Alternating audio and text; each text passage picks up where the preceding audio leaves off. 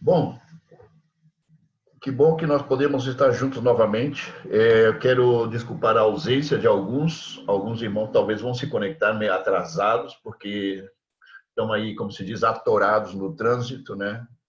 Não chegaram a tempo. Outros irmãos também se desculparam porque estão enfermos, estão doentes, por isso não estão participando. E outros estão aí, como se diz, pegados, né?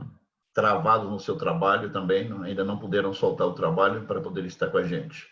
Então, vamos ter algumas ausências esta noite. Mas vamos dar seguimento igual ao nosso estudo. E eu quero pedir, como já temos mencionado antes, né, e logicamente respeitando plenamente a sua privacidade, de dentro da possibilidade de manter o vídeo aberto, mas em caso que precisa manter fechado, tem uma razão de motivo, força maior, é compreensível, tá bom? Tudo bem. Vamos, meus irmãos, fazer como sempre, né? Nós, hoje vamos estar seguir com o livro de Romanos, capítulo 11. Vamos estar vendo uns poucos versículos, ok? Quando estamos chegando nessa parte do livro, nós estamos indo assim com quantidades menores de versículos. Eu creio que a intenção, de toda forma, a minha intenção nesse caso, né, é para poder facilitar a compreensão justamente de certos elementos, de certos textos que são bastante densos, são bem complexos, especialmente da próxima semana, especialmente da outra sexta-feira. Vamos estar entrando dentro de textos bem complexos e que requer, logicamente, uma explicação muito mais profunda, muito mais extensa. Ok? A ideia é que realmente aproveitemos o máximo e que vocês possam estar realmente compreendendo o que está sendo ensinado aqui, tá bom? Como sempre, vamos fazer também uma pontualização daquilo que já vimos na semana passada, que foi em Romanos 11, do versículo 11 ao versículo 16, que diz o seguinte: pergunto, pois, porventura, tropeçaram para que caíssem? Falando de Israel, logicamente. De modo nenhum, mas pela sua transgressão veio a salvação aos gentios, para pô-los em ciúmes. O tropeço de Israel foi para a caída? É a pergunta do texto, a qual o apóstolo Paulo responde em forma categórica que não.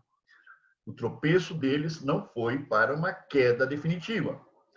Lembremos também, queridos, que Deus nunca desistiu do seu povo, senão que houve um propósito soberano de Deus na história, né? Com respeito ao tropeço de Israel. O tropeço que nós já estivemos estudando, falando da rebeldia, do endurecimento do povo de Israel com respeito à graça de Deus, né? Com respeito à própria manifestação de Jesus. Então, o propósito no tropeço de Israel, o propósito de Deus nesse caso, era de estender a salvação ao povo gentio. E, logicamente, como está escrito, provocar ciúmes nos israelitas. Interessante que o texto fala que Deus é quem está querendo provocar ciúmes dos gentios no povo israelita. Também falamos que Deus nunca teve um plano B. Queridos, é sumamente importante você se lembrar disso. Deus nunca teve um plano B. Quando fala da rejeição de Israel, quando fala de agora abrir as portas da salvação para os gentios, Deus não está indo para o plano B. Deus não está mudando o plano salvífico dele. Tudo era parte de um todo. Não esqueçam isso. Deus nunca teve um plano B. Então, a salvação dos gentios também sempre foi o plano de Deus. Nunca deixou de ser, ok? Também mencionamos que para a mente judia era inaceitável que os gentios tivessem os mesmos privilégios das bênçãos prometidas a Israel. Os gentios, não entrava na cabeça dos judeus que os gentios pudessem ser parte exatamente das mesmas bênçãos que foram prometidas a eles. Não, daí, então, vem o famoso ciúme, né, de Israel. Podemos até ler uma referência, né, em Romanos 10, um pouquinho lá atrás, Romanos 10, versículo 19, que diz: pergunto mais, porventura não terá chegado isso ao conhecimento de Israel? Moisés já dizia: eu vos porei em ciúmes com um povo que não é nação. Com gente insensata eu vos provocarei a ira. Interessante. É Deus quem está provocando isso.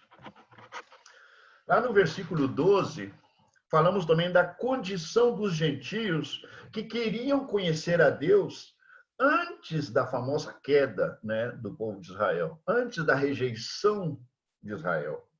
Então, todo gentio, todo povo gentio que queria, digamos, conhecer a Deus, a primeira condição que mencionamos semana passada foi que eles teriam que se tornar prosélitos. Espero que todos se lembrem do que nós definimos como prosélitos, que eram aderentes, povo gentio que não era judeu, que teria que eles se aderiam ao judaísmo. Eles se convertiam ao judaísmo. Em outras palavras, a religião judaica chegava a ser parte agora da sua crença. Então, essas pessoas que não eram judeus e que se convertiam ao judaísmo eram chamados de prosélitos. E esses prosélitos também, eles tinham que fazer peregrinação a Jerusalém pelo menos 3 vezes por ano. E lembre-se daquilo que eu expliquei para vocês, de que ainda assim eles não tinham o direito de adorar a Deus diretamente, porque eles estavam restringidos, se vocês se lembram, ao pátio dos gentios, que era um pátio rodeado por uma muralha, um pátio gigante, mas antes, mais adentro, melhor eu começo de dentro para fora, gente. Estava o templo, como eu já expliquei para vocês, o templo, o átrio do templo, e ao redor do átrio do templo estava um muro, a muralha do templo, com as suas portas. E através dessas portas dos muros do templo, somente os judeus podiam entrar. E fora dos muros do templo estava esse pátio chamado Pátio dos Gentios, que também tinha o seu próprio muro por fora. Então, os prosélitos estavam restringidos a esse pátio externo, ok? Estavam restringidos a esse pátio externo. Mas também mencionamos que que por meio do sacrifício de Cristo, as coisas mudaram. Nós lemos lá em João capítulo 4, versículo 19 e 20, onde Jesus, conversando com a mulher samaritana, falava com ela que a hora ia chegar, e já era a hora, e que os adoradores de Deus não adorariam no Monte Gerizim, que é um monte samaritano, nem tampouco em Jerusalém, lá no templo, senão que os verdadeiros adoradores adorariam ao Pai em espírito e em verdade. Em outra palavra, já não estava restringido a esses lugares sagrados a verdadeira adoração, né? Também lemos em Efésios capítulo 2, do versículo 11 ao 22, que esse texto, nós vamos voltar a ele no estudo de hoje, ok? Que fala também que Deus, por meio do sacrifício de Cristo, derrubou o muro de separação e dos dois povos fez um só. Lembrando que o muro de separação eram esses muros ao redor do templo, do qual, cujas portas os prosélitos não podiam entrar, somente os judeus podiam entrar por ele. Portanto, os dois povos estavam separados, mas por meio do sacrifício de Cristo, esses muros deixaram de existir para Deus, na pessoa de Cristo. Portanto, dos dois povos, de gentios e judeus, Deus fez um só povo. Isso que aparece lá em Efésios capítulo 2, versículo 11 ao 22. Nós vamos, como já falei, voltar a esse texto. Também lembramos que no ano 70 da era cristã, houve a destruição do templo, né, que foi profetizado pelo próprio Jesus. lá em Mateus 24:2, onde os discípulos se aproximaram de Jesus dizendo: Senhor, olha que maravilhoso, que portentoso o templo, né?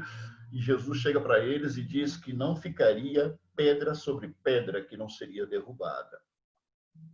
Jesus profetizou isso, e isso se cumpriu na história do ano 70 do primeiro século.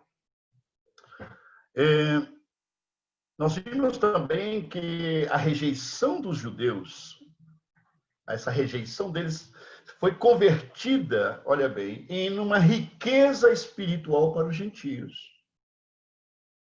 a qual resultaria também, essa mesma riqueza espiritual que chegou a ser dos gentios por causa da rebeldia dos judeus, também no final dos tempos ela chega a ser a plena restauração do remanescente final de Israel, ok? Explicamos também que, quando fala da plena restauração, a palavra plena, no grego, é pleroma, que fala de plenitude, assim como fala também de algo completo, ok?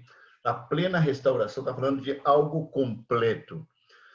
E isto não necessariamente deve ser entendido como um número absoluto, um número total de todo tipo de israelita. Não está dizendo isso, senão está falando de se completou o número que Deus tem determinado. Ok?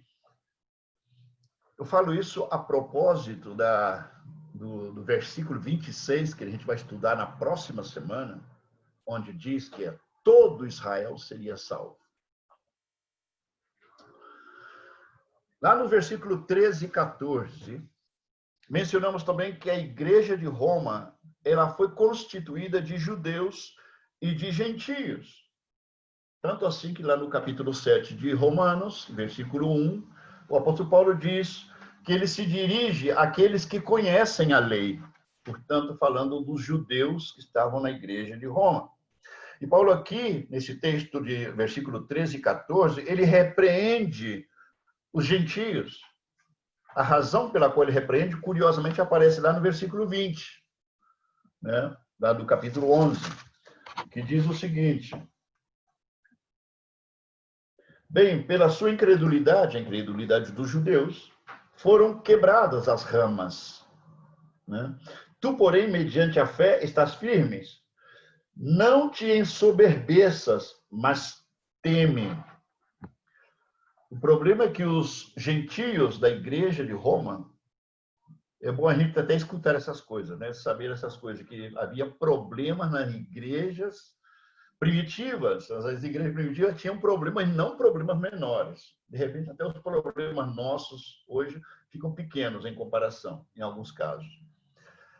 Assim como era constituída de judeus e gentios, Paulo repreende os gentios porque eles se consideravam superiores aos irmãos judeus.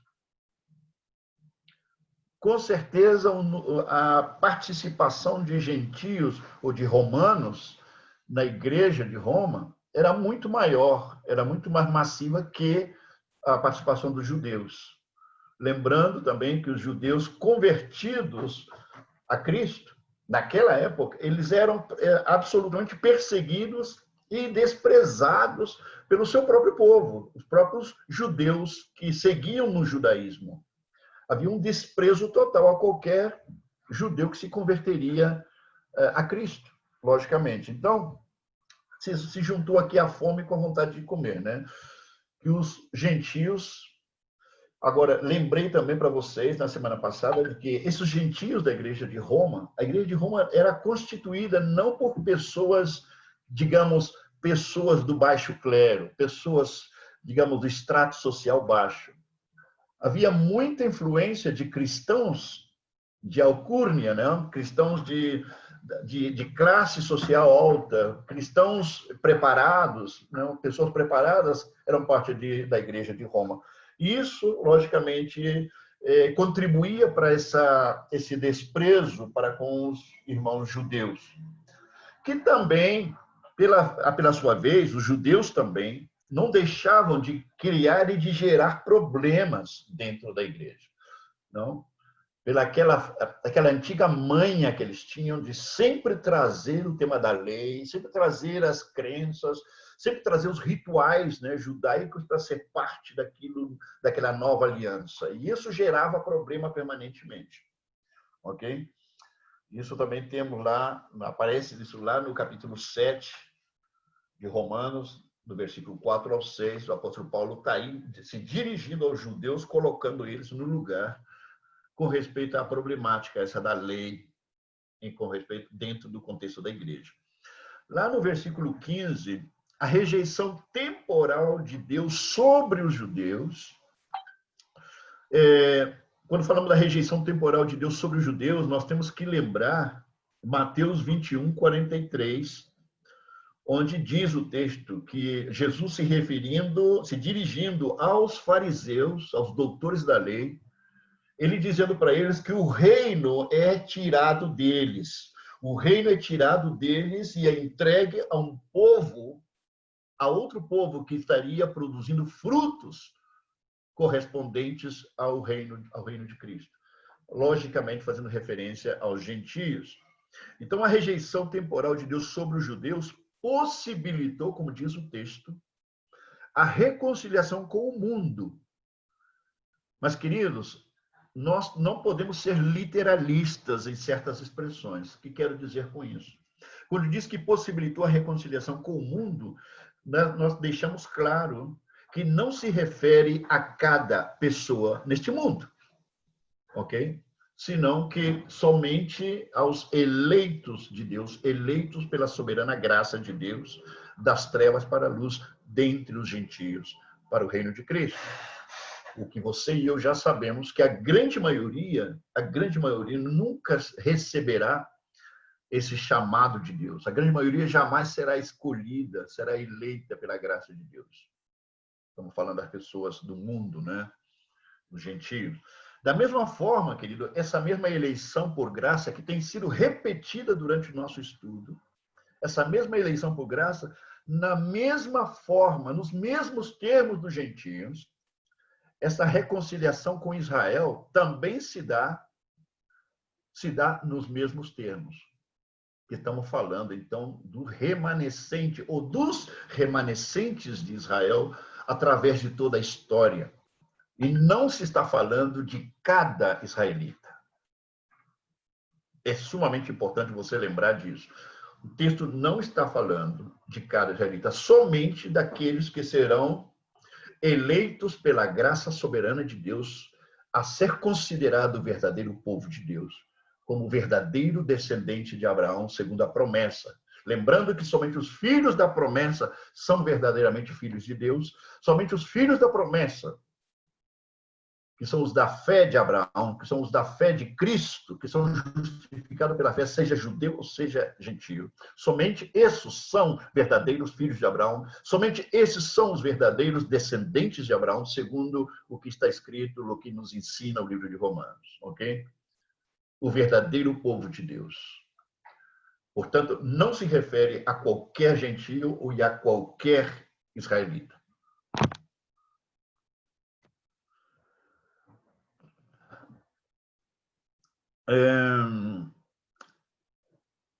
A propósito disso que acabei de mencionar, vamos voltar um pouquinho lá atrás para ler um versículo, no capítulo 9, versículo 6, como vocês já... Eu quero cansar vocês de ler certos textos de Romanos para não esquecer nunca o que está sendo dito ali, tá bom?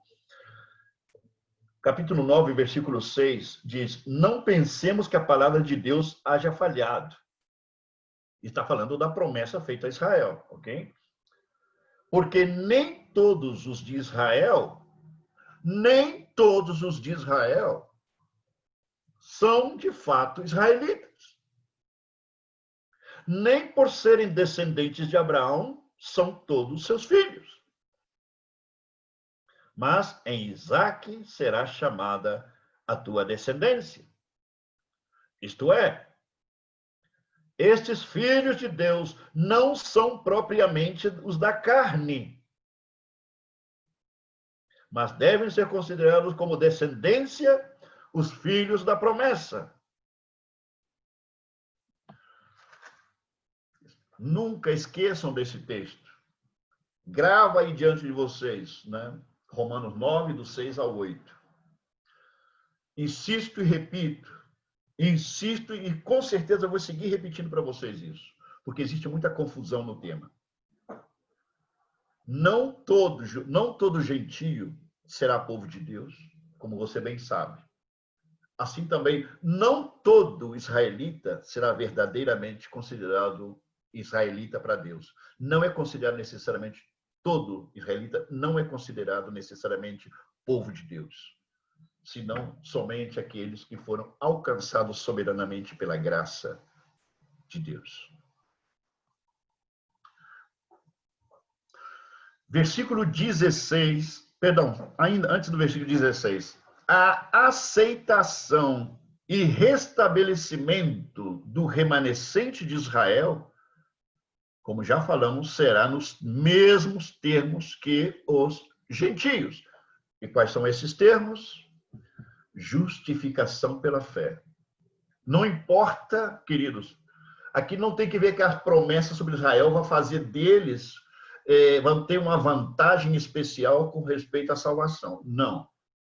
Seja judeu, seja gentio, todos terão que ser confrontados com o evangelho, todos terão que ser levados ao arrependimento, terão que crer, terão que se arrepender, terão que se converter a Cristo para poder ser perdoados e ser recebidos no reino de Cristo. É o que Paulo repete isso até o cansaço através de todo o livro de Romanos. Não esqueçamos, porque tudo isso, querido, eu chamo a atenção de você, de tudo isso que estamos falando, porque estamos sentando as bases, olha bem, estamos sentando as bases através do livro de Romanos, para que você depois, juntamente comigo, nós vamos estudar mais lá na frente, vamos estudar a escatologia, vamos estudar a segunda vinda de Cristo.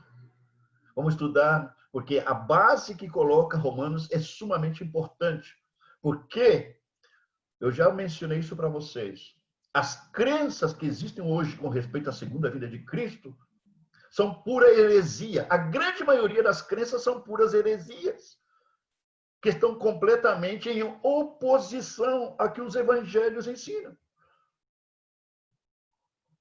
Por isso, vamos sentando as bases, especialmente com respeito a Israel e a igreja, ok? Porque aí justamente onde é como um foco de heresias que não terminam nunca, partem daí. As pessoas não entendem. Daí tiram muitas ideias e crenças erradas. Por isso eu chamo a atenção de vocês para a compreensão do texto.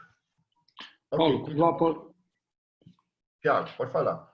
Quando o apóstolo Paulo, então, faz menção que Deus não faz acepção de pessoas, ele também se refere a essa questão judaica também, né? Totalmente. Não só de rico e pobre. De fato, ele está fazendo referência a judeus e gentios. Está se dirigindo a eles, a esses dois grupos. Uhum. Ok, vamos ao versículo 16. Isso estamos ainda vendo, estamos pontualizando o que vimos na semana passada, gente. Versículo 16, que é muito importante você se lembrar do versículo 16, porque o versículo 17, ele vai enganchado. Ele é sequência, ele é continuação daquilo que foi mencionado no versículo 16, tá bom? 16 diz: e se forem santas as primícias da massa, igualmente o será a sua totalidade, nesse caso a totalidade da massa. E se for santa a raiz, também os ramos o serão. Os ramos também o serão. E lendo já de uma vez o versículo 17, que segue, e parte da seguinte forma: se porém, esse se porém está dizendo, está continuando a conversa. Não esquece isso, tá? Está continuando a conversa. Se porém alguns dos ramos foram quebrados, e tu, sendo oliveira brava, fostes enxertado em meio deles, e te tornaste participante da raiz e da seiva da oliveira. Voltemos um pouquinho ali no 16, queridos. Se forem santas as primícias, o resto da massa também será santa. É o que está dizendo aí o texto. Lembrando que quando fala das primícias, está falando de uma parte, uma pequena parte da massa, ou a primeira parte tirada da massa, era consagrado a Deus. Uma vez consagrada esta massa, então significa que o resto da massa também era considerada sagrada, como dádiva de Deus. Então o povo podia comer, ok? Agora, quando falamos disso, da massa, das primícias da massa, aqui o que Paulo está fazendo é uma referência às ofertas, olha bem, feitas pelos israelitas, do grão, da farinha, da massa do pão, lembrando que essa oferta que está mencionada aqui, ela era feita justamente no começo da colheita do trigo que se fazia no Pentecostes. 7 semanas depois da Páscoa, vinha o Pentecostes. Daí, logicamente, colhiam o grão, do grão moíam, faziam a farinha, mas também faziam a massa do pão, ok? Então, se fazia uma oferta das primícias. Uma parte de tudo isso era entregue como primícias para ser consagrado a Deus. E uma vez consagrada a primícia, significa que o resto da colheita também era consagrada. E no caso da massa do pão, a mesma coisa. Então, estão fazendo, Paulo está usando esse exemplo aqui, ok? Para poder se fazer essa referência com respeito a essas ofertas, ele está usando isso aqui para poder falar justamente dos remanescentes de Israel. Mas já retomaremos isso. Mas o texto também diz, no versículo 16 ainda, se forem santas as primícias da massa, igualmente o será a sua totalidade. E se for santa, a raiz, não esquece dessa palavra, a raiz,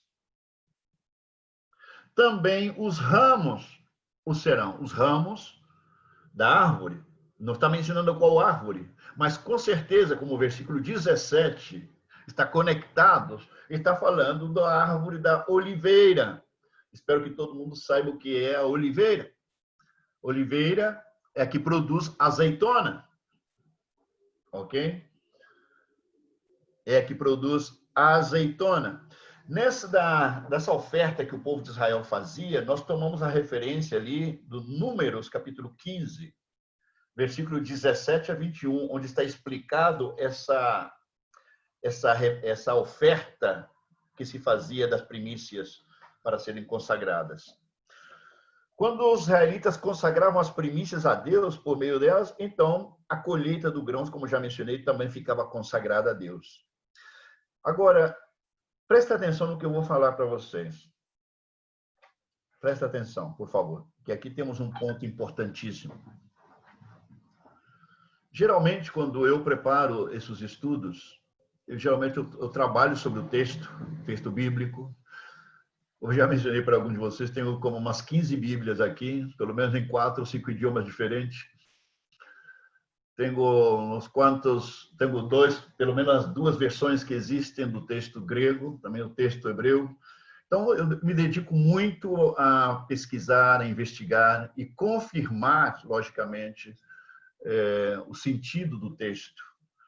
O que ainda não me contento com isso, senão que oro muito para que Deus traga revelação e que dê como se diz, um alinhamento coerente do texto que estamos estudando.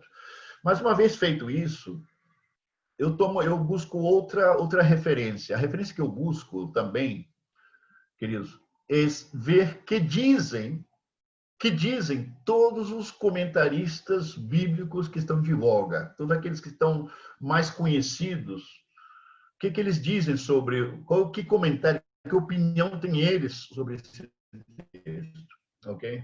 Por que eu estou mencionando isso para vocês? Porque quando falamos das primícias da massa, ou da raiz e dos ramos, primeiramente você está falando da mesma coisa, ok? Está usando 2 exemplos para falar exatamente de uma coisa só.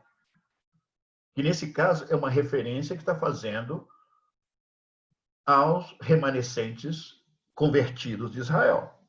Ok? Agora, é interessante que essas massa, as primícias da massa e a raiz,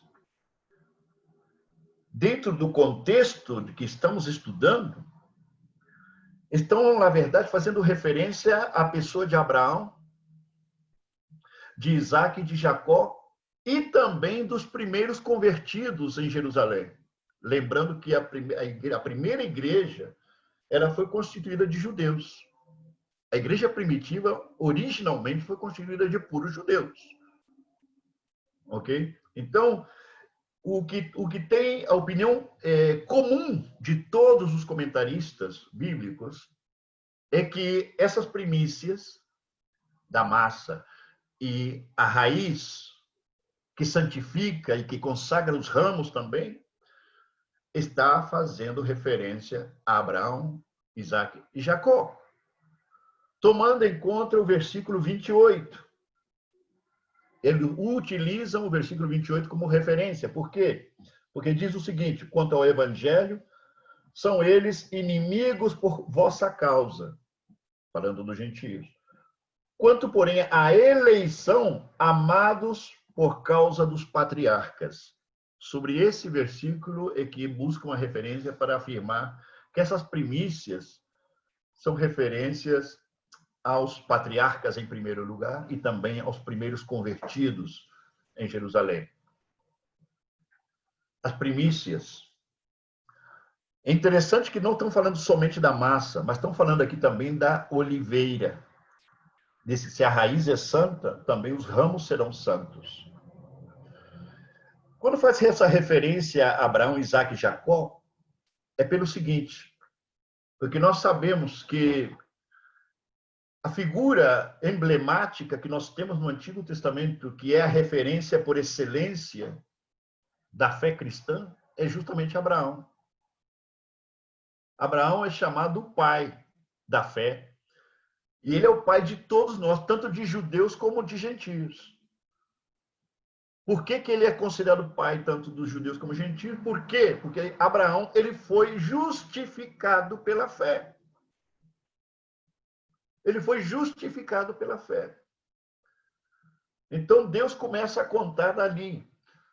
Por isso, o posicionamento teológico hoje é que a massa, a primícia da massa e a raiz que santifica os ramos são justamente Abraão, Isaac e Jacó, que são os patriarcas, mais os primeiros cristãos convertidos em Jerusalém, como considerados as primícias do povo de Deus, as primícias da massa, como a raiz. Assim são considerados. Repito, este posicionamento é o posicionamento praticamente de 95% de todo teólogo e comentarista bíblico. Agora, isso tem sentido. Isso obedece muito sentido, está muito claro dentro do contexto daquilo que nós estamos estudando. Mas, como vocês me conhecem, ainda que parece muito correto esse posicionamento, parece muito claro, parece totalmente aceitável esse posicionamento, eu quero agregar um elemento mais aí para deixar uma pulga atrás da orelha de vocês. Um elemento que, com certeza, nenhum desses outros professores de Bíblia estarão necessariamente de acordo comigo. Ok? E esse elemento eu mencionei para vocês lá em 1 de Coríntios, capítulo 15, do versículo 20 ao versículo 23, onde nos diz que na ressurreição dos mortos, Cristo é as primícias.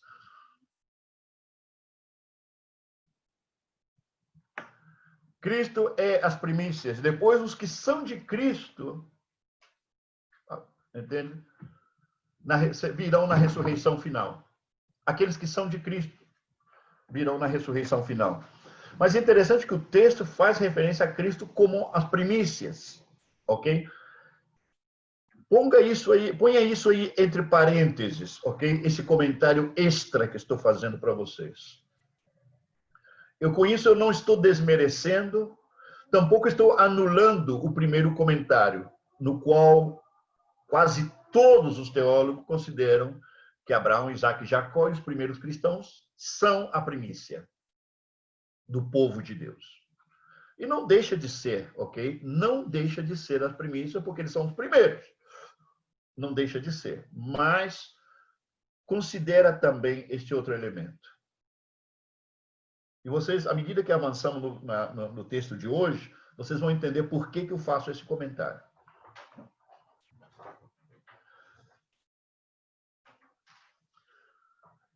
Entremos agora no texto de hoje, a partir do versículo 17 ao versículo 24.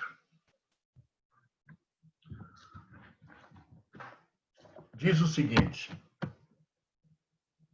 se, porém, alguns dos ramos foram quebrados, e tu, sendo oliveira brava, fostes enxertados em meio deles, e te tornaste participante da raiz e da seiva da oliveira, não te glories contra os ramos. Porém, se te gloriares, sabe que não és tu que sustentas a raiz, mas a raiz a ti. Dirás, pois, alguns ramos foram quebrados para que eu fosse enxertado. Bem, pela sua incredulidade foram quebrados.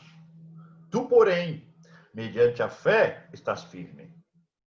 Não te ensoberbeças, mas teme. Paulo está falando aqui aos gentios, né? Porque se Deus não poupou os ramos naturais, os judeus, também não te poupará. Considerai, pois, a bondade e a severidade de Deus para com os que caíram. Severidade, mas para contigo, a bondade de Deus. Se nela permaneceres, de outra sorte, também tu serás cortado. Falando aos gentios. Tu também serás cortado. Eles também, se não permanecerem na incredulidade, serão enxertados, pois Deus é poderoso para os enxertar de novo. Pois se foste cortado da que por natureza era oliveira brava e contra a natureza enxertado em boa oliveira, quanto mais não serão enxertados na sua própria oliveira aqueles que são ramos naturais.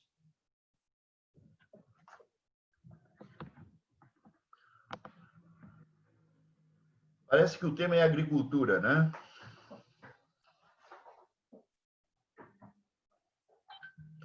Eu não entendo muito de agricultura, mas temos elementos aqui interessantes.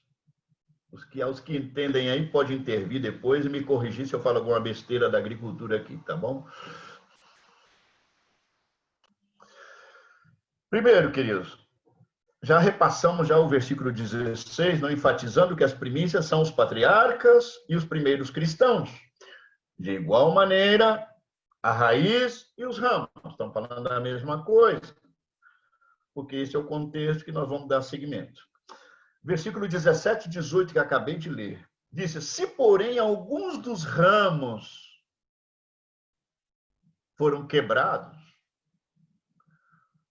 a pergunta é, ramos de quê?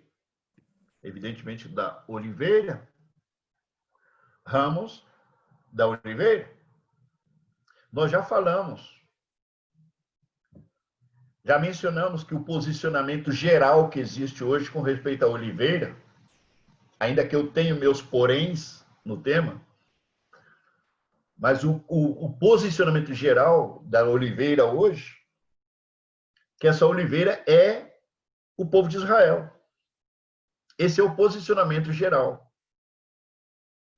E repito, eu tenho meus poréns com respeito a isso. Tá? Então diz que foram quebrados os ramos da oliveira. E se é Israel, a pergunta é qual Israel que é considerado essa oliveira? A nação de Israel completa? Ou nós estamos nos referindo ao verdadeiro povo de Israel? Lembrando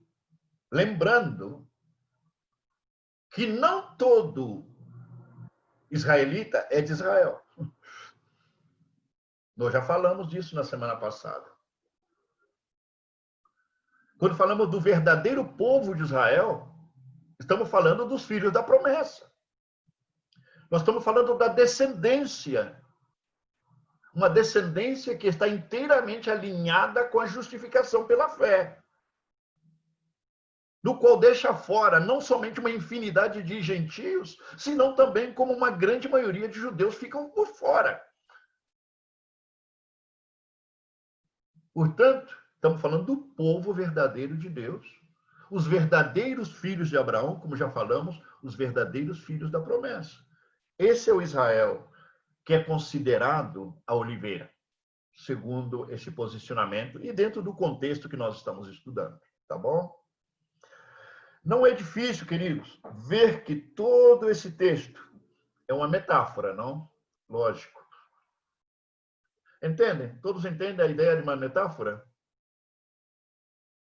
Espero que sim.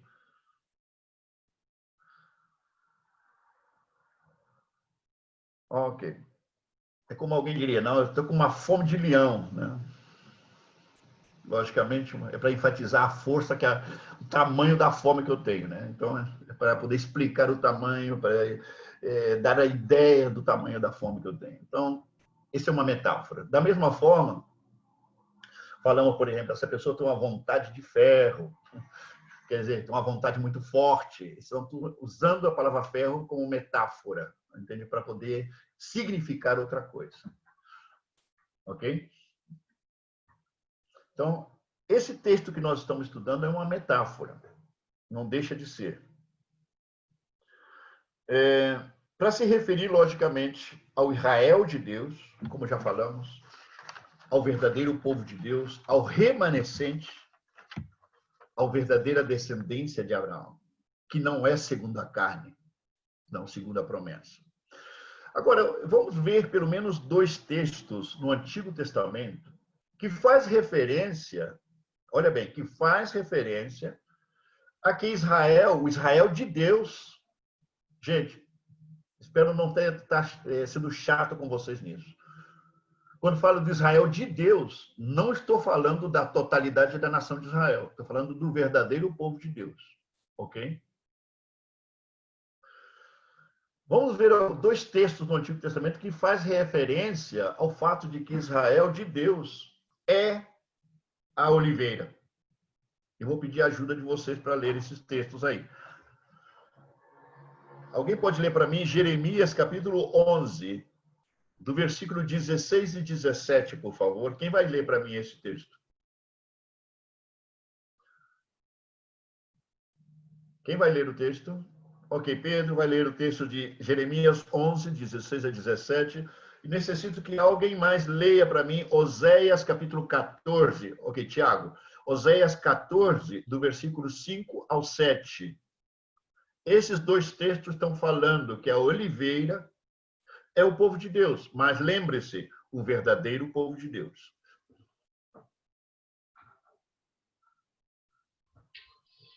O Senhor chamou o teu nome de oliveira verde, formosa por seus deliciosos frutos.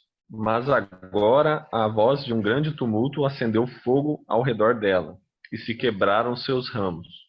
Porque o Senhor dos exércitos que te plantou pronunciou contra ti o mal, pela maldade da casa de Israel e da casa de Judá, que para si mesma fizeram, pois me provocaram a ira, queimando incenso a Baal.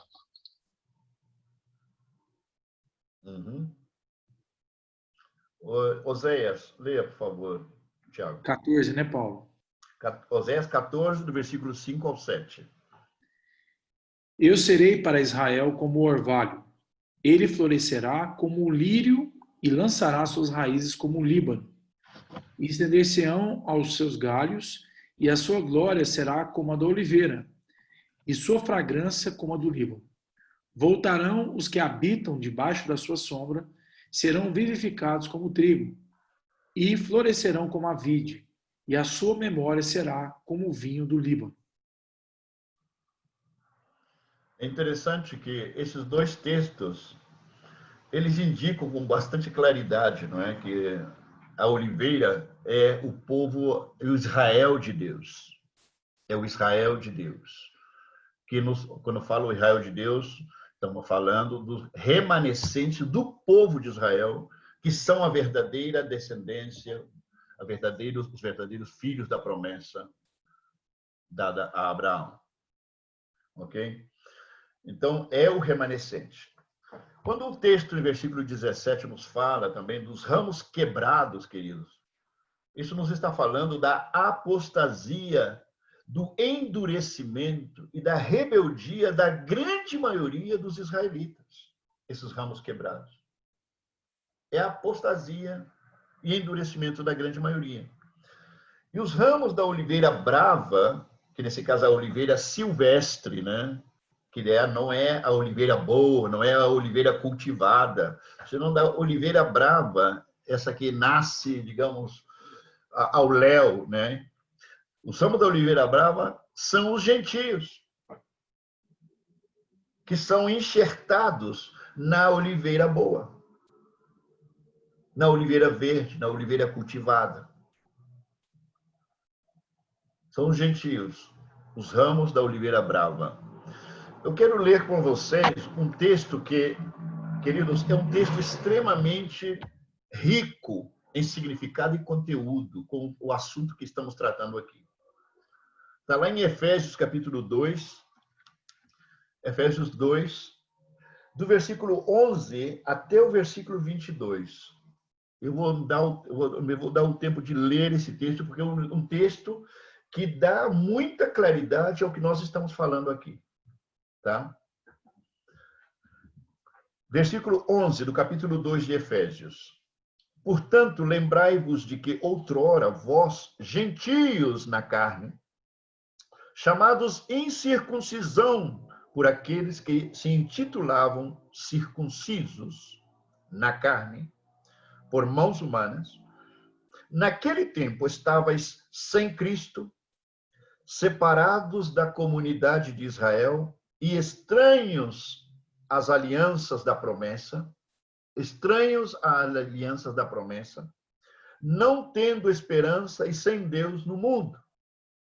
Mas agora, em Cristo Jesus, vós que antes estavais longe, fostes aproximados pelo sangue de Cristo. Porque ele é a nossa paz, o qual de ambos fez um, e tendo derribado a parede da separação, a parede do templo, que estava no meio, a inimizade, aboliu na sua carne a lei dos mandamentos na forma de ordenanças, para que dos dois criasse em si mesmo um novo homem, fazendo a paz, e reconciliasse ambos em um só corpo com Deus, por intermédio da cruz, destruindo por ela a inimizade.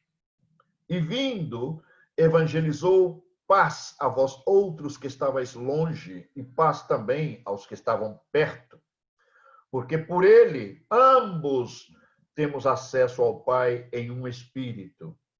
Assim já não sois estrangeiros e peregrinos, mas concidadãos dos santos, e sois da família de Deus, edificados sobre o fundamento dos apóstolos e profetas, sendo ele mesmo, Cristo Jesus, a pedra angular, no qual todo edifício bem ajustado cresce para santuário dedicado ao Senhor, no qual também vós, juntamente, judeus e gentios, isso vem da minha parte, já? Judeus e gentios. Vós juntamente estáis sendo edificados para a habitação de Deus no Espírito.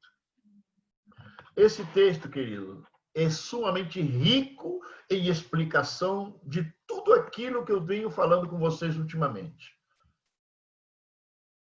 Porque esse texto, Paulo aqui, aos Efésios, ele explica o plano de Deus qual foi. E como foi que a coisa aconteceu. Esse texto nos deixa claro que para Deus não existe acepção de pessoas. Que dos dois, judeus e gentios, ele ia fazer um povo só, de acordo aos mesmos termos, pelo mesmo caminho, pelos mesmos requisitos, sem diferença alguma. É importante nós entendermos isso, tá? Os gentios se tornaram participantes, olha bem, da raiz e da seiva da boa oliveira. Se tornaram participantes do povo de Deus. Também lá, para os que estão anotando, segue explicando exatamente a mesma coisa em Romanos capítulo 4. Do versículo 6 ao 14, segue explicando exatamente esse ponto que estamos falando aqui também. Ok? Os gentios, repito, se tornaram participantes da raiz e da seiva da boa oliveira. E segundo o contexto, esta seiva, queridos, entendendo que a raiz, estão fazendo referência aos patriarcas, Abraão, Jacó, Isaac, e também aos primeiros cristãos judeus. Mas se falam da seiva, necessariamente estão falando das bênçãos prometidas, as bênçãos prometidas por Deus a Abraão, que nele seriam abençoadas, benditas todas as famílias da terra. Ok? Ademais, no segundo versículo 18, nos mostra claramente que não existe mérito algum. Todos, judeus e gentios, especialmente aqui, são sustentados pela raiz. Quando eu escuto, vejo esse versículo 18, diz que os gentios eles são sustentados pela raiz, é que me provoca certo questionamento sobre esse posicionamento teológico que é muito claro, que é muito aceitável, que é muito acertado, mas ele me desperta um porém também aqui, que a raiz é que sustenta. É como se dissesse que os patriarcas são o que sustentam a fé dos cristãos que seguem até o dia de hoje. Entende? Esse é um posicionamento geral teológico, esse. Mas, repito, eu tenho meus poréns com respeito a isso. Especialmente quando se trata da seiva e da raiz. Agora, queridos, não é difícil teologicamente, estou repetindo, tá? Não é difícil teologicamente seguir crendo que a oliveira, a raiz, são o povo de Deus, ok? O remanescente de Israel. Dentro do contexto de tudo aquilo que nós temos lido até agora. Mas, como já disse, na mesma forma, não é difícil crer, olha bem, não é difícil crer, aqui é o Paulo da Silva antepondo algumas situações, um posicionamento divergente frente àquilo que nós estamos vendo. Da mesma forma, não é difícil crer que a oliveira, a raiz e a seiva são figuras que representam a própria pessoa de Cristo.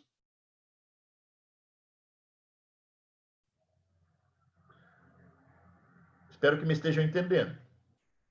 Por quê, queridos? Por quê?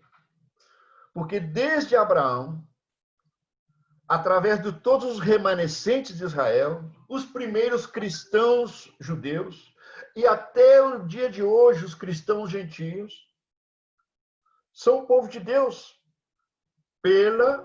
Através de quê? Pela justificação pela fé em Cristo. Não somente você e eu dependemos da justificação da fé em Cristo para ser parte do povo de Deus. Abraão também precisou ser justificado pela fé igual a você e a mim, para ser considerado aí o que vai cortar a fita, né, para inaugurar o povo de Deus. Portanto, frente a essa realidade, porque o que realmente gera povo de Deus, aquele que traz à existência o povo de Deus, somente um detalhe. Aqui é Paulo da Silva falando em um posicionamento divergente do posicionamento tradicional, tá?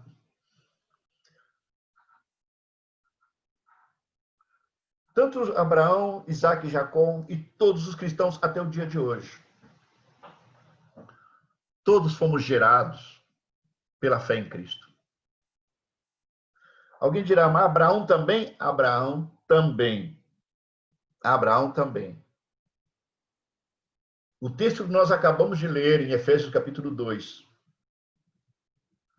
ele está englobando tudo, englobando toda a história de Israel e também do povo gentio. E o que dá, e o que gerou e trouxe à existência o povo de Deus, composto por judeus e gentios, foi a fé em Cristo. Cristo é quem gestou e gerou Abraão, Isaac, Jacó, os primeiros cristãos, e também a nós. Por isso não é difícil crer que a oliveira, a raiz da oliveira, a seiva da oliveira são figuras de Cristo.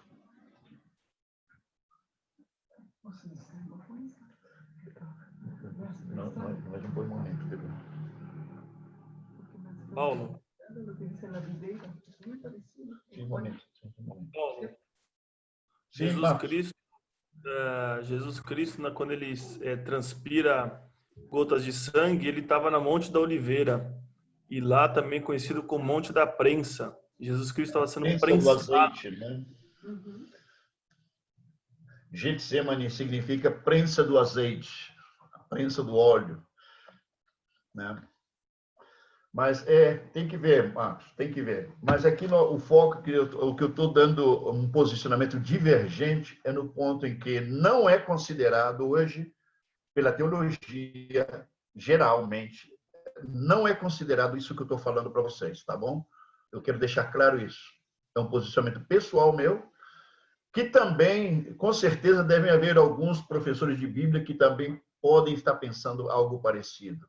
Mas até agora, para mim, que eu tenho visto, eu tenho pesquisado, e todos, sem exceção, até agora, creem que a raiz, creem que a oliveira, a seiva, está falando dos primeiros cristãos, nesse caso, Abraão, Isaac, Jacó e os primeiros cristãos.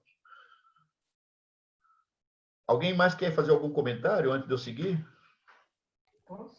Os primeiros cristãos também pode considerar Noé, pode considerar Adão, pode considerar aquele que foi para o céu lá, como é o nome dele?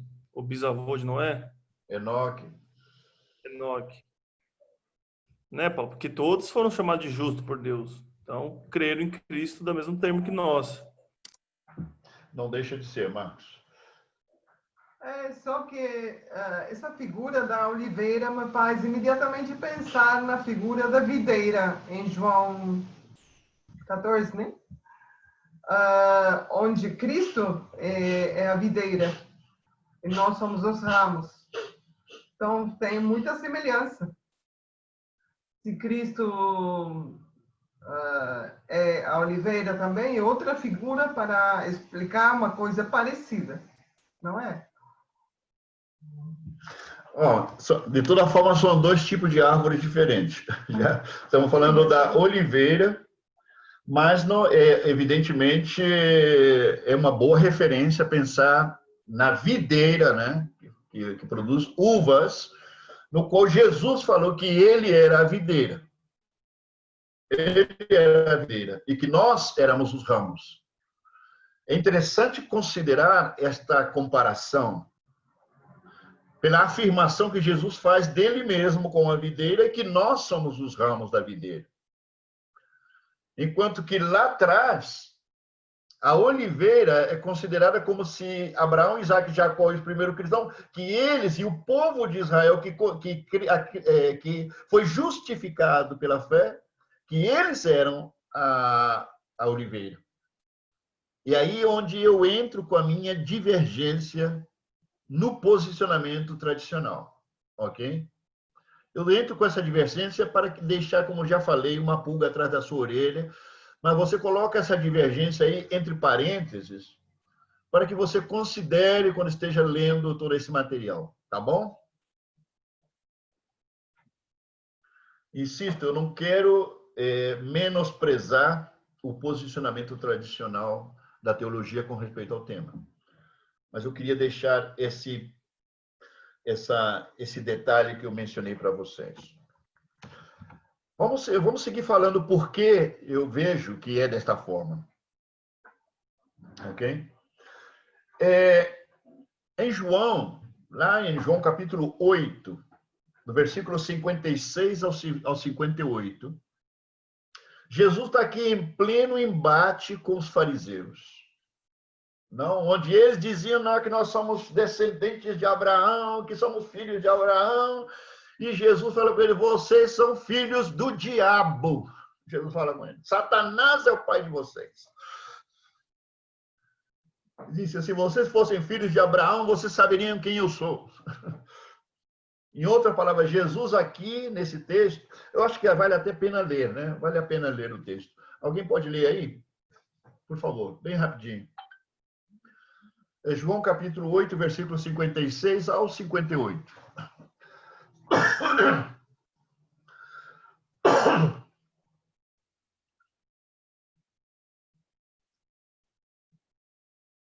Posso ler?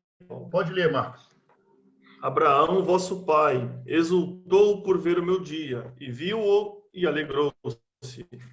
Disseram-lhe, pois, os judeus, ainda não tens 50 anos e viste Abraão? Disse-lhe Jesus, em verdade vos digo, que antes que Abraão existisse, eu sou. Antes que Abraão existisse, eu sou. Então, queridos, a causa primeira, a razão de ser da justificação de Abraão é Cristo. Daí vem o meu porém, ok? Jesus afirma aí que Abraão viu o seu dia. Queridos, o sacrifício de Cristo foi revelado a Abraão 2000 anos antes que acontecesse. É tremendo isso. Abraão viu o meu dia e se alegrou.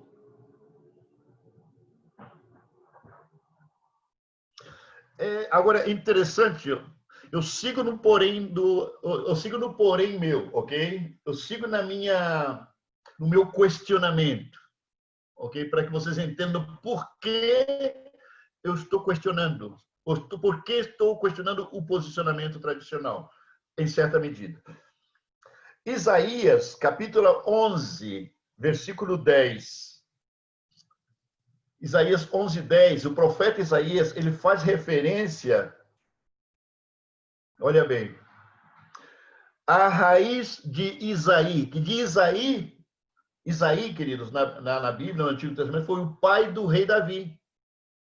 E fala que a raiz de Isaí, essa raiz, olha bem, está chamando a raiz de Isaí, não é Davi. A raiz de Isaí é o próprio Cristo. Lembre-se que Jesus foi chamado de filho de Davi muitas vezes no Novo Testamento. É também interessante que em Apocalipse, capítulo 5, versículo 5, se fala que ele é o leão de Judá. Olha bem, que Jesus é o leão de Judá, a raiz de Davi. Agora não é já a raiz do pai de Davi, agora é a raiz de Davi. Interessante. Interessante. Isaías 53, versículo 2 e 3, falando do sofrimento do servo do Senhor, evidentemente profetizando 700 anos antes, o profeta Isaías, sobre o sofrimento de Cristo, dizendo que ele ia surgir como uma raiz de terra seca. sem formosura, sem nada que nos atraísse nele. Como raiz de terra seca. Jesus é chamado de raiz, profetizado como a raiz, muitas vezes. É por isso o meu questionamento, queridos. Por isso eu digo, se a raiz é santa, os ramos também são santos. E é difícil pensar que pela santidade de Abraão é que nós somos santos, que somos santificados. Abraão é uma referência, mas Abraão necessitou tanto de Cristo como você e eu. Na realidade, é Cristo que gera Abraão, a justificação pela fé de Abraão. É Cristo quem gera Isaac e Jacó. É Cristo quem gera os primeiros cristãos. É Cristo quem nos gera. Para mim é muito difícil pensar em Abraão como a seiva da oliveira. A seiva que nutre os ramos. É muito difícil para mim imaginar Abraão, Isaac e Jacó e os primeiros cristãos, com eles são a seiva com a qual nós somos nutridos na nossa fé.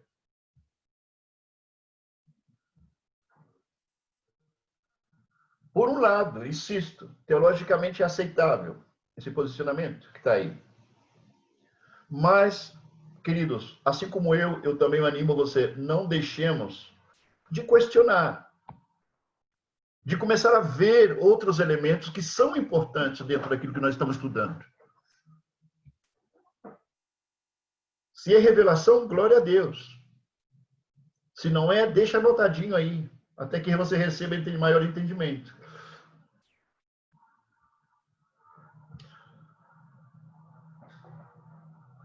É por estes textos que acabamos de ler, é que se me faz difícil, de repente, não imaginar que Cristo, ele é a oliveira, que ele é a raiz, que ele é a seiva que nutre os ramos da oliveira. Ramos judeus ou ramos gentios. Ele é a causa primeira de todas as coisas.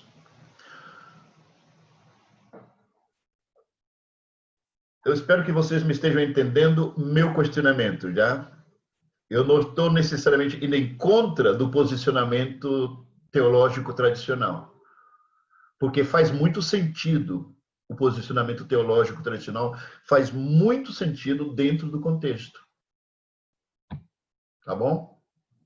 Não estou desmerecendo baixo nenhuma circunstância, baixo nenhuma hipótese, aquilo que é ensinado geralmente, tá?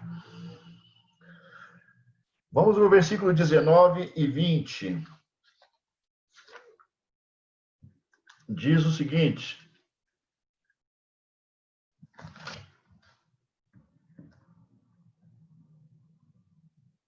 dirás, pois, alguns ramos foram quebrados para que eu fosse enxertado. Bem, pela sua incredulidade foram quebrados. Tu, porém, mediante a fé, estás firme. Não te ensoberbeças, mas teme. Pelos fatos dos gentios em Roma não entenderem em forma suficiente o plano de Deus com Israel, queridos,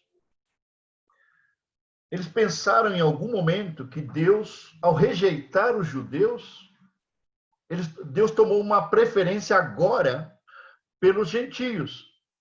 Que os gentios agora são o povo de Deus e os israelitas não são mais. Por algum motivo eles chegaram a pensar isso. A prova de que eles pensavam assim, isso mostra que eles não tinham suficiente claridade no plano e propósito de Deus com Israel e com os gentios. Não existia, parece que não havia suficiente entendimento e revelação.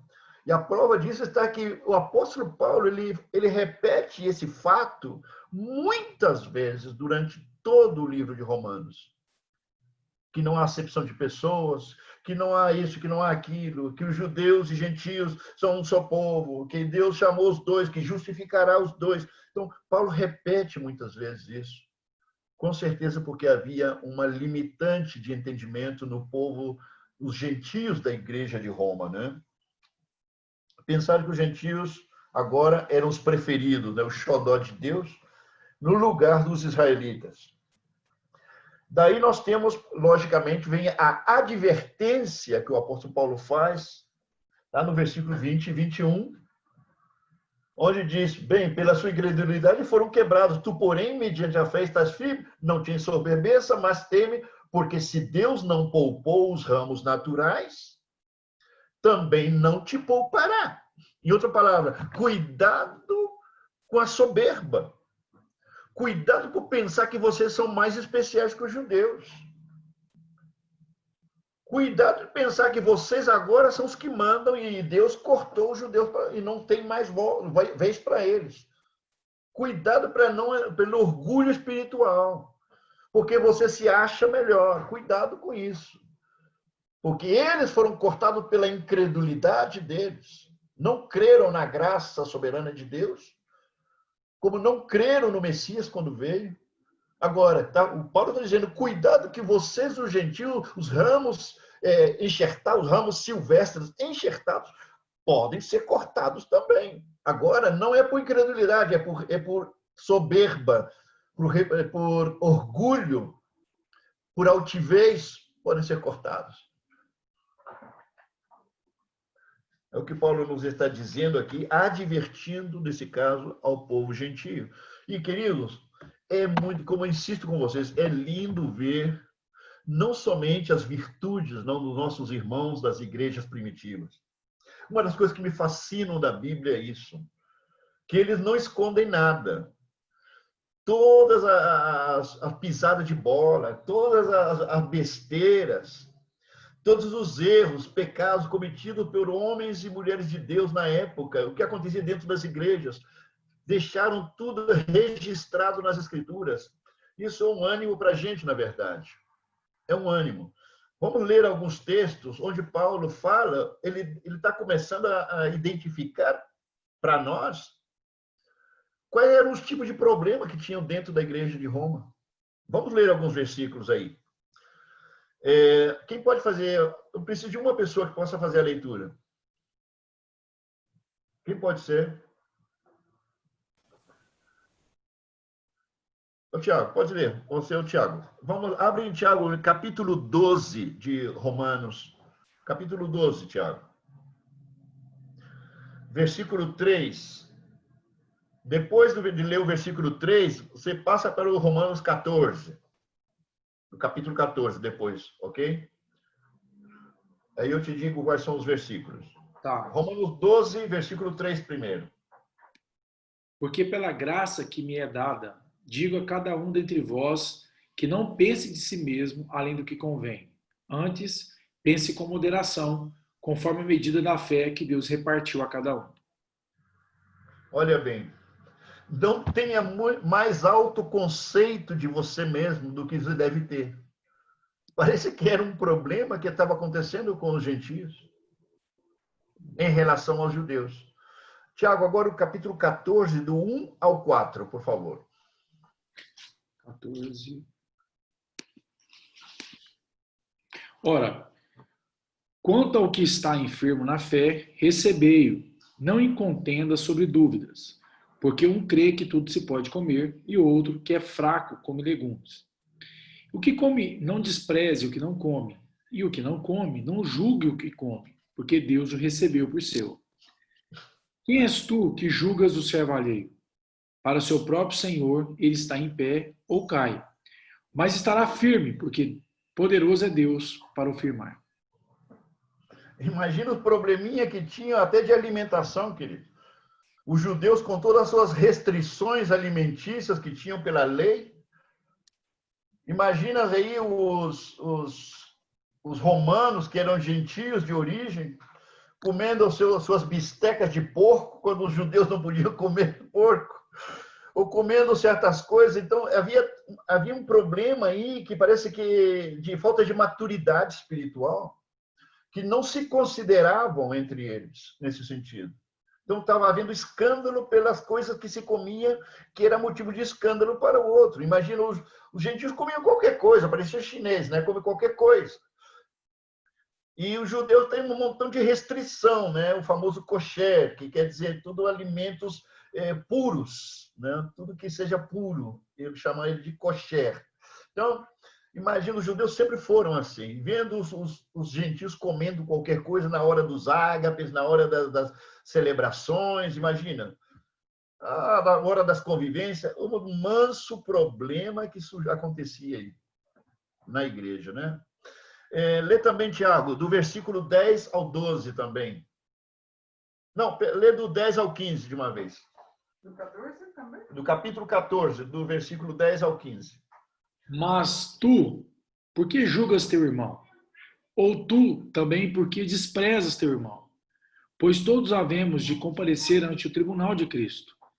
Porque está escrito, como eu vivo, diz o Senhor, que todo joelho se dobrará a mim, e toda língua confessará a Deus, de maneira que cada um de nós dará conta de si mesmo a Deus. Assim, que não nos julguemos mais uns aos outros, antes seja o vosso propósito não pôr tropeço ou escândalo ao seu irmão. Eu sei, e estou certo no Senhor Jesus, que nenhuma coisa é de si mesma imunda, a não ser para aquele que a tem por imunda. Para esse é imunda. Mas, se por causa da comida se contrista teu irmão, já não andas conforme o amor. Não destruas por causa da tua comida aquele por quem Cristo morreu. Não destrua por causa da comida aquele pelo qual Cristo morreu. Eu creio que esse elemento da comida, né, que causava problema na igreja de Roma, queridos, pode ser simplesmente um exemplo de tantas outras coisinhas, né, que podem ser motivo de escândalo e de problema entre irmãos dentro da igreja. Ai, Senhor. Lá no versículo, então, 21, Paulo lembra os gentios a razão pela qual os israelitas foram cortados da oliveira. Foi a incredulidade. E a razão pela qual os gentios foram enxertados na oliveira boa foi pela fé. Neste caso, querido, a fé em Deus, ela foi determinante. E não se trata de ser judeu ou de ser gentio. Não existe mérito algum, pois ambos, olha bem, ambos estavam cortados, tanto os judeus foram cortados, mas os gentios já nasceram cortados. Ambos experimentaram o que significava estar cortado. E ambos precisaram ser enxertados. Os gentios pela primeira vez e os judeus depois reenxertados. Ok? Lembrando sempre que pela graça soberana de Deus eles são enxertados, tanto os gentios como os judeus, pela fé. Entendendo que só estamos falando do remanescente judeu, assim também do remanescente gentio, ok? Um texto de referência para isso que acabamos de falar é 2 de Tessalonicenses, capítulo 2. 2 Tessalonicenses 2.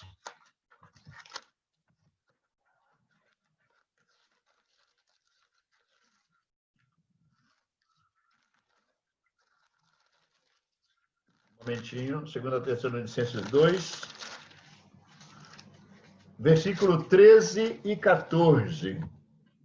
2 Tessalonicenses 2, versículo 13 e 14. Diz o seguinte: entretanto, devemos sempre dar graças a Deus por vós, irmãos amados, pelo Senhor, porque Deus vos escolheu desde o princípio para a salvação, pela santificação do Espírito e fé na verdade, para o que também vos chamou, mediante o nosso Evangelho, para alcançardes a glória do nosso Senhor Jesus Cristo. Não há diferença. É pela fé. seja judeu ou seja gentio. É interessante notar aqui no versículo 22 também, queridos, a possibilidade da apostasia. Está claramente aqui estampada a possibilidade da apostasia. Quando diz aqui que a bondade de Deus, se permaneceres na bondade de Deus, deves permanecer na bondade de Deus, de outra sorte ou de outra maneira, tu também serás cortado. Paulo está dizendo, se você não permanecer naquilo que Deus fez, gentio, se você não permanece nessa graça com a qual foi eleito soberanamente, você será cortado. Por que Paulo falaria isso se não fosse possível ser cortado? Por que Paulo falaria isso?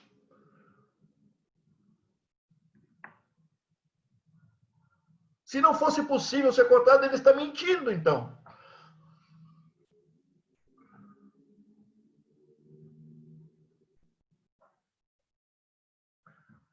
E não esqueçamos, Paulo está falando aqui com os irmãos. Está falando com gente convertida.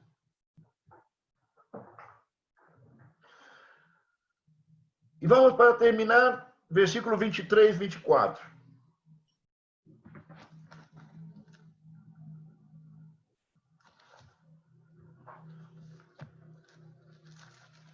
Segundo esse texto, querido, esta metáfora, segundo esta metáfora, Deus fez algo absolutamente contra a natureza.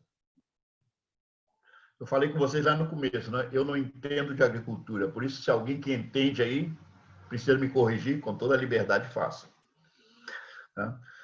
Vamos ver alguns elementos, alguns detalhes nesses dois versículos aqui. Os ramos da oliveira boa, da oliveira cultivada, os ramos da oliveira boa, enxertados na oliveira brava, que é a oliveira silvestre, era uma prática normal, que se utilizava para aumentar a produção. Interessante. Enxertar da oliveira boa na oliveira brava era normal a prática para aumentar a produção. Parece que gerava ou produzia frutos isso, né? Mas enxertar ramos da oliveira brava, da oliveira silvestre, enxertá-la na oliveira boa, na oliveira cultivada, parece que não dava frutos. Ou se dava, eram muito pouco. Muito pouco fruto. Você supõe que isso acontece na agricultura. Não sei, ok? Estou falando aqui o resultado das minhas pesquisas. Não sei se a pesquisa é acertada ou não, mas se alguém sabe, pode me corrigir. A Josi poderia saber. Ela é agrônoma. Então, não daria fruto, ou daria muito pouco fruto. Ademais, seria antinatural, ou ir em contra da natureza fazer isso. Não é algo que se faz.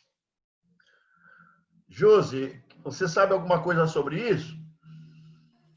Oi, Paulo. É isso mesmo. Quando a gente fala de uma planta silvestre, geralmente o sistema radicular dela é muito forte. E de uma planta assim que dá boa produção, nem sempre o sistema radicular é muito forte. Então, é muito comum na agricultura a gente usar, a gente fala de chama cavalo. A gente usar o cavalo de uma planta silvestre e enxertar uma planta produtiva nela. Aí os frutos vão ser consequentes desse enxerto, né? Dessa planta que é mais produtiva. Mas o sistema radicular é aquilo que vai manter a planta apta para se manter firme, sabe? Vigorosa. Ah, que legal. Muito bem. Muito obrigado, Josi, pela explicação. Então, gente, daí o milagre, né? Dos gentios, que são a oliveira silvestre, brava, enxertados na boa oliveira, então ele vai dar muito fruto. Enxertado na boa oliveira. É como se ele, nesse caso, o gentio, fosse absorvido, né, pela boa oliveira. Absorvido completamente, e daí vai dar muito fruto. O que seria totalmente antinatural. Outro milagre agora será enxertar os ramos que foram cortados, os ramos naturais da boa oliveira que foram cortados, fazendo referência, logicamente, ao Israel rebelde, mas que agora o Israel remanescente, né, arrependido, que agora eles seriam enxertados de volta na oliveira. Isso sim que deve ser uma coisa interessante. Eu não sei nem sequer se isso é possível na agricultura. Uma coisa, você arranca um ramo de uma árvore e depois volta a enxertar o mesmo ramo que foi arrancado na mesma árvore. Não sei se isso é possível. A Josi com certeza deve saber. Mas é o que está profetizado aqui por meio desta metáfora, é que o remanescente dos judeus que foram cortados vão ser enxertados novamente na boa oliveira, né? Então, isto, na realidade, está fazendo referência aos últimos tempos, onde haverá um avivamento e uma conversão a Cristo de uma última leva, né? De uma última colheita de judeus convertidos, que parece que vai ser uma colheita abundante, generosa, mas não significa que será uma colheita absoluta e total, senão que muito generosa e abundante, que vai ser considerada a última colheita do último remanescente, né, de Israel, que vai ser somado com todos os remanescentes de gerações passadas, para constituir juntamente com os gentios os verdadeiros filhos de Abraão, os verdadeiros filhos da promessa, os verdadeiros filhos de Deus. A oliveira, então, representa a todos os salvos, queridos. Judeus, a oliveira boa representa todos os salvos, judeus e gentios. Como já disse, parece que os romanos entendiam em parte, os irmãos de Roma entendiam em parte isso, pelo fato de ter judeus e gentios na igreja. E parece que em Antioquia passava um problema parecido, porque também era constituído de judeus e gentios a igreja de Antioquia. É interessante. Que bom que nós podemos ter esse tipo de entendimento hoje, quando esses nossos primeiros irmãos nessas igrejas, para que tinham tanta dificuldade, né? Talvez não tinham tanto acesso a ensino como nós temos hoje. Tinham muita dificuldade de compreender esse plano glorioso de Deus. Queridos, com isso terminamos até o versículo 24. Eu quero desafiar você a não perder o próximo estudo da próxima semana, porque aí vamos tocar algo bem sensível com respeito a tudo isso que nós estamos falando. Com certeza carregado de muito argumento bíblico também, porque eu vou seguir defendendo um posicionamento que creio que é um posicionamento também geral, com a única exceção desse tema que tratamos hoje, né, das primícias, que as primícias são Jacó, Abraão, Isaac. Com a exceção disso, eu creio que vamos estar bastante de acordo com todo o ensino que existe de parte de vários homens de Deus com respeito à conclusão final desse tema, de Israel e a igreja. Ok? Então, vamos estar estudando isso. Vai ser bem, como se disse, vai ser bem grosso o caldo na próxima semana. Alguém quer fazer algum comentário antes que nós possamos orar para terminar? Alguma pergunta? Algo que não entenderam daquilo que foi falado?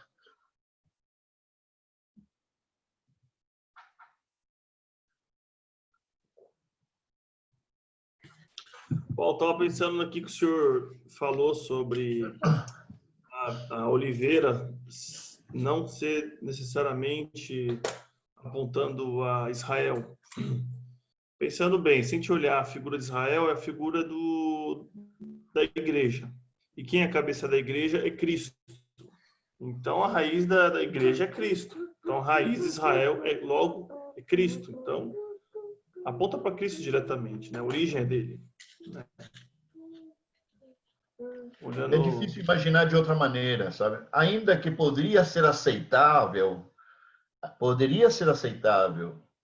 que a oliveira poderia representar o povo verdadeiro de Israel, por um lado, mas também ser a figura perfeita da pessoa de Cristo ao mesmo tempo.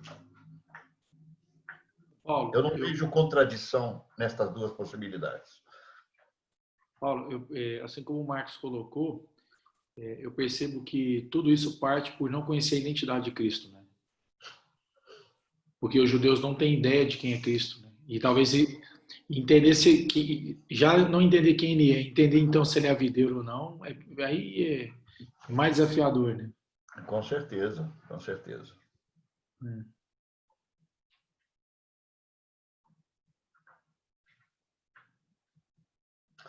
Algum comentário mais? Alguma pergunta, meus irmãos? Se não pergunta, eu quero crer que estão entendendo tudo.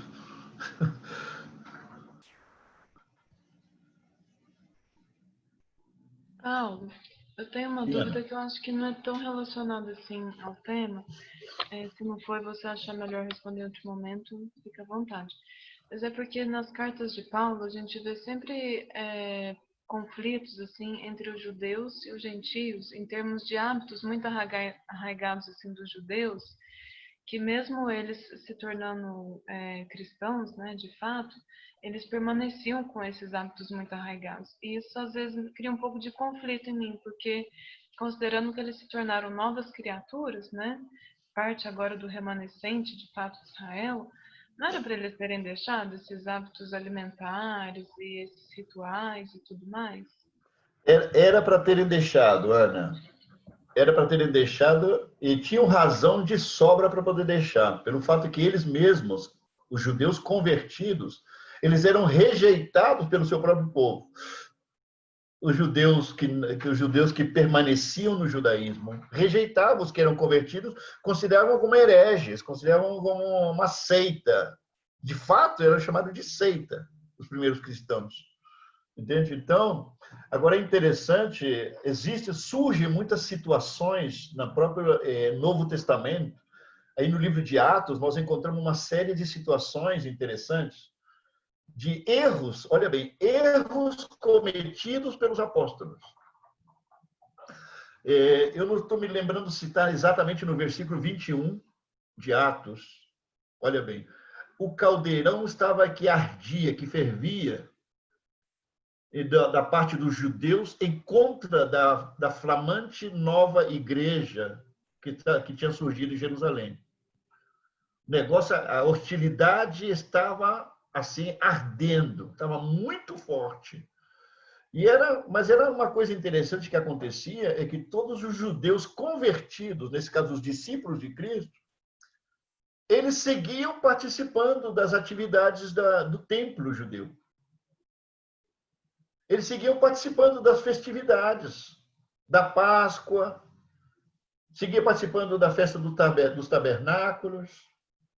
Com certeza, eles sentiram a convicção de participar por ser judeus, por um lado, e pelo fato que Jesus participou também, antes de que ele morreu na cruz. Pode ser que eles seguiram esse exemplo, que, logicamente, não existe, em termos doutrinais, não existe necessidade alguma que eles participassem disso. A prova disso é que o próprio apóstolo Paulo, que era judeu de judeus, hebreu de hebreus, ele mesmo deixou de participar de muitas dessas atividades. É interessante que quando eu menciono Atos 21, o negócio estava tão feio lá, tão feio, que chega o apóstolo Paulo, acompanhado de Tito, e parece que Silas andava com ele também, e alguns varões gregos, jovens gregos convertidos a Cristo, chegaram com Paulo. Parece que chegaram para piorar, chegaram no pior momento. Chegaram para piorar a situação. Foi tanto que que Tiago, né, o irmão de Cristo, que agora ele era digamos, o porta-voz aí do presbitério da igreja de Jerusalém, chega para o Paulo e fala o seguinte: sabe o quê? O negócio está feio, o negócio está aqui, está fedendo. Então, para poder acalmar um pouco os ânimos dos judeus, por que você e os rapazes, esses gregos que chegaram com você, são cristãos, irmãos nossos, né? Mas que parece se você e eles fazem alguma oferta, vocês simplesmente fazem alguma cerimônia, participem de alguma cerimônia de purificação aí no templo judeu, para que eles vejam que nós não estamos contra eles. E Paulo, o apóstolo aqui, cometeu um erro. Ele aceitou a ideia de Tiago. Aceitou a ideia de Tiago. E levou o grupinho que estava com ele para poder fazer sacrifício no templo. Coisa que não tinha que fazer. Sobretudo que os rapazes gregos convertidos, eles não tinham nenhuma obrigação de fazer isso. Ao fazerem isso, os judeus revoltados olharam para aquilo e falaram: olha o que eles estão fazendo, estão aqui zombando da nossa religião, estão aqui provocando a gente. E o remédio saiu pior que a doença. O remédio saiu pior que a enfermidade. E aquilo armou a rosca, disse a mosca, né? Armou um bafafá que não teve como solucionar. Então, houveram muitos erros cometidos pelos discípulos de Cristo de origem judaico, né? Nós encontramos, inclusive, o apóstolo Pedro visitando Paulo. Olha bem, o apóstolo Paulo estava lá no meio dos gentios, de uma igreja gentia, participando de um banquete, sei lá com que tipo de comida estavam comendo lá. Mas uma das tradições judaicas é que o judeu não podia se sentar com o gentio na mesma mesa. Não podia sentar a comer com o gentio. Era parte da sua tradição. Então, o que passa? Pedro, ele já sabia o que Paulo pregava. E Pedro, no coração dele, ele estava de acordo com o apóstolo Paulo. Tanto assim que, quando ele chegou lá, Paulo lá no meio dos gentios, abraçado e comendo com eles. Sendo judeu, não estava nem aí o apóstolo Paulo. E convida Pedro. E Pedro vem também e se senta com eles. Com certeza muito tímido, mas senta com eles, porque ele sabia que Paulo sabia o que estava fazendo. Naquilo que estão no melhor da festa, da comilona, naquilo que estão no melhor do banquete, chegam alguns irmãos de Jerusalém, chegam de surpresa na festa, e Pedro fica atormentado e se levanta da mesa imediatamente. Pedro se assustou e se levantou da mesa, para que os irmãos de Jerusalém não o vissem sentado com os gentios. E para quê? O apóstolo Paulo subiu e desceu o Pedro. Com certeza xingou até a 10ª geração de Pedro ali. E Paulo falou que a atitude de Pedro era de condenar. Era para ser condenado, Pedro, pelo que ele fez. A esse ponto, imagina a paciência e a diplomacia de Paulo nesse momento com ele. Para vocês terem uma ideia, eu estou dando esses exemplos para vocês entenderem, Ana, para que você veja que esse tipo de erros foram cometidos muitas vezes. Nós temos registro de alguns deles. Agora, deve ter acontecido uma infinidade deles naquela época.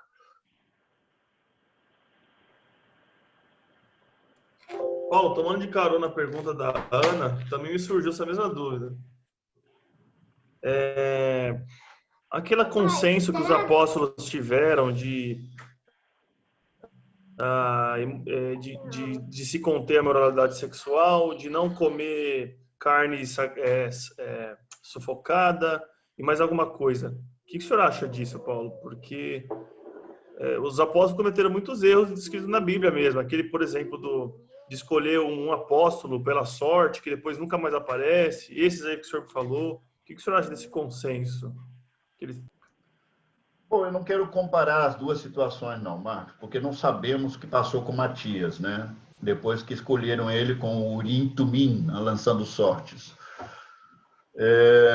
Mas nós temos que lembrar que esse acordo não foi tomado somente pelos apóstolos judeus. Isso saiu, esse acordo, no Concílio de Jerusalém, que aparece lá em Atos 15. E esse concílio tiveram todos os apóstolos judeus e também toda a companhia apostólica que acompanhava o apóstolo Paulo, que eram gentios, também estiveram presentes, porque o tema do debate era uma igreja gentia, que era a igreja de Antioquia. E a situação que estava sendo tomada como tema de debate era o problema que havia dos judeus tentarem de pressionar os gentios da igreja de Antioquia a praticar certos rituais judaicos.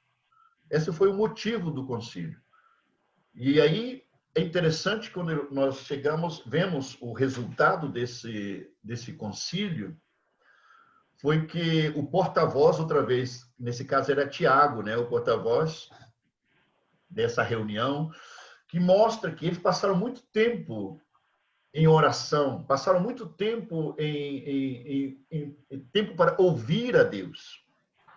Se nota aí pelo conteúdo do texto que passaram muito tempo dedicados para entender a vontade de Deus naquela situação. E as palavras de Tiago, depois, como conclusão desse concílio, fala tudo. Por exemplo, ele diz: varões e irmãos, aqui falando para toda a Assembleia, né? Toda. Isso foi um acordo que eles tomaram, incluído os homens de Deus, que eram gentios, que estavam aqui naquele momento também. Não foi uma coisa que foi decidida exclusivamente pelos judeus, ok? Mas o interessante são as palavras de Tiago. Ele diz: meus irmãos, pareceu bem ao Espírito Santo e também a nós. Essa expressão é muito importante. Pareceu bem ao Espírito Santo e também a nós. Essa deveria ser uma expressão usada por todo presbitério, todo governo de igreja, sempre. Em outras palavras, a conclusão que eles chegaram, reconhecidamente, foi baixo a guia do Senhor, foi baixo a guia do Espírito Santo.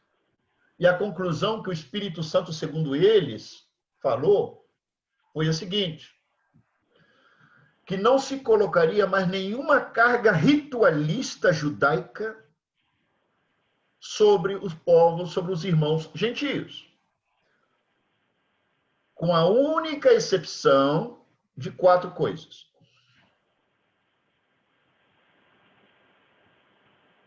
4 coisas. É bom que vocês saibam quais são essas 4 coisas, para que os adventistas não coloquem o dedo na boca de vocês.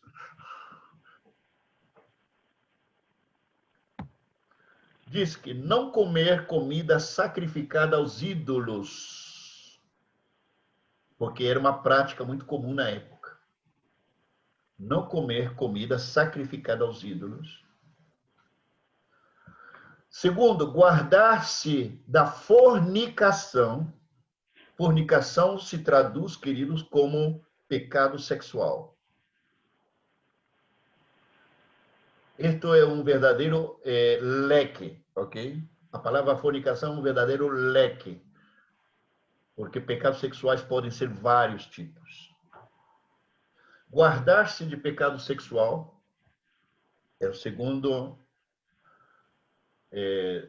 ordenança apostólica. Olha bem, é ordenança apostólica. Não comer carne de animais afogados ou asfixiados. Animais que tenham sido asfixiados, não se deveria comer a carne. E por último, não comer sangue.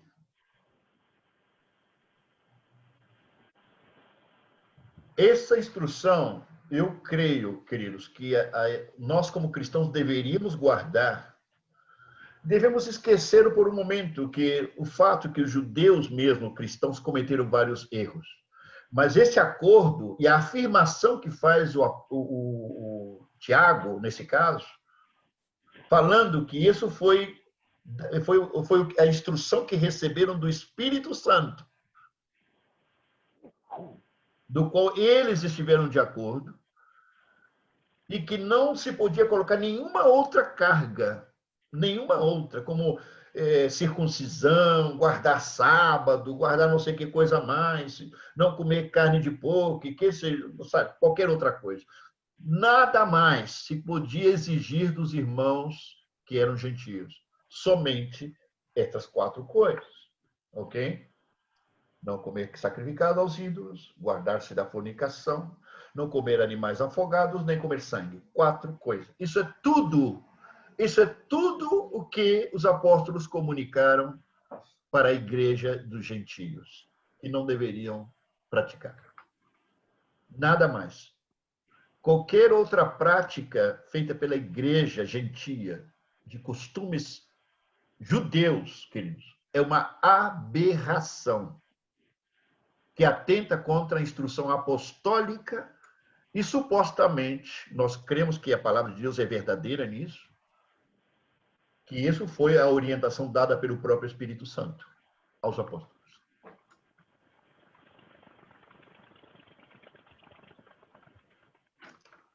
Certo, Marcos? Paulo.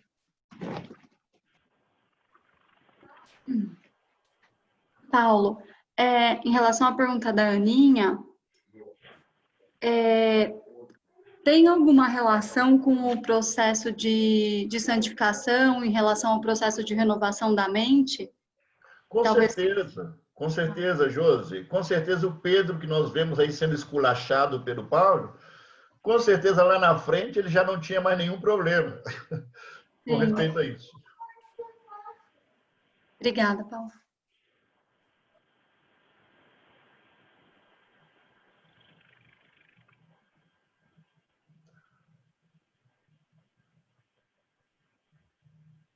Alguma pergunta a mais, irmãos? Ou comentário agregado ao que já foi compartilhado? Preferivelmente do tema que nós estamos estudando. Não, Paulo, tinha a Arca de Noé lá, que depois salvava Abraão. Adão tinha umbigo, Paulo, ou não? Como é que é? Adão tinha umbigo ou não? Onde foi que Caim encontrou a mulher dele? Não quer saber, não? Eu sei onde ele encontrou.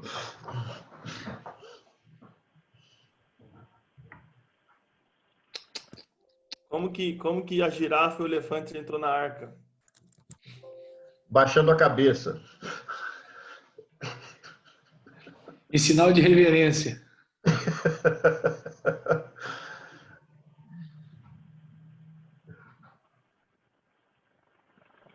Marcos, suas perguntas estão muito boas. Por isso eu vou deixar você com outra, tá? Quantos elefantes cabem dentro de um Volkswagen?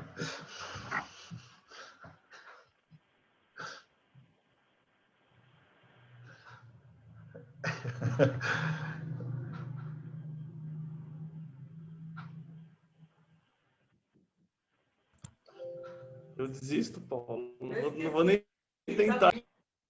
Tem perguntas que é teológica. 3 atrás, ué. Eu não falei do tamanho do elefante? Tem perguntas que é teológica. Essa é uma pergunta biológica. Então. Gente, alguma pergunta mais da Bíblia? Ok. Vamos então, vamos orar para terminar esse tempo. Vanessa, você poderia orar, minha irmã, para encerrar esse tempo da reunião nossa, entregando esse tempo, nossas vidas na mão do Senhor, para que o Espírito siga ministrando, siga esclarecendo o nosso entendimento e nos preparando, né, para a próxima semana também, porque vai ser muito importante. Ok. Gracias, Señor Jesús, por este tiempo que nos has regalado, Señor, porque has colocado, Señor, el querer como el hacer en nuestros corazones, porque un día más, Señor, estamos contigo, Señor, que nos traes a tu presencia, Señor, en esta hora, podernos reunir con nuestros hermanos de diferentes países, Señor, es glorioso, Señor, es maravilloso estar aquí, Señor. Gracias porque es un privilegio, Señor Jesús, escuchar tu palabra, Señor, que tú nos hables y tú nos reveles, Padre. Es un privilegio inmerecido, Padre. Por eso te damos gracias, Señor, por ese sacrificio infinito que hiciste en la cruz del Calvario, Señor, que hoy nos permite estar aquí un día más, Señor, en tu presencia, Señor. Te agradecemos infinitamente. Te agradezco por la vida de cada uno de mis hermanos, Señor, que seas tú ayudándoles, Señor, con sus pruebas, dificultades, Señor. Sabemos que todo esto, Padre, es parte del proceso, Señor, de ser formados a la imagen de Cristo, Señor. Que seas tú cada día más, Señor, guiando nuestros pasos, Señor. Necesitamos de ti, Señor. Somos totalmente dependientes de ti, Padre. No somos nadie sin ti, amado Rey. Te agradecemos por lo bondadoso y lo bueno que eres con nosotros, porque día a día, Señor, tú suples cada necesidad que nos falta, Señor. El aire, el agua, Señor. Es glorioso lo que nos has dejado, Señor, y lo que has creado para nosotros, Señor. Gracias, Señor, por la gloria que derramas día a día, por el sol que resplandece cada mañana y por la noche, Señor, que llega, Señor. Gracias, Padre. Estamos aquí, Señor, dispuestos para que seas tú, Señor, cada día, Señor, tocando nuestros corazones, Señor, haciéndolo manso y humilde, Padre. Gracias, Señor, por la vida de nuestro hermano Pablo, Señor. Síguele revelando, Señor. Ayúdale con sus cargas, con sus dificultades o con su salud, Padre. Te lo pedimos, Señor, guarda a los ancianos de la iglesia, Señor. Guarda a aquellas personas, mi Rey, que has dispuesto para enseñar, Señor. Que seas tú, Señor, cubriéndolos, Padre, y guardándolos en el día malo, Señor. Guarda nuestros corazones, Señor, sobre toda cosa guardada. Guarda nuestros corazones, Señor, porque de él mana la vida, Señor. La vida en ti, Señor, es algo glorioso, Padre. Gracias por habernos rescatado, por habernos traído aquí, Señor. Muchísimas gracias, Padre. Gracias, Señor Jesús. Aún por las pruebas, Señor, que colocas en nuestras vidas, Padre, porque sabemos, Señor, que tú así nos moldeas, Padre, como esa vasija, que eres tú nuestro alfarero, Señor, nuestro maestro, Padre. Muchas gracias. En el nombre de Jesús, amén y amén. Amém. Amém. Queridos, esperem um momento, não cortem ainda. Letícia tem algo para anunciar. Oi, gente. Só uma coisinha, é que amanhã tem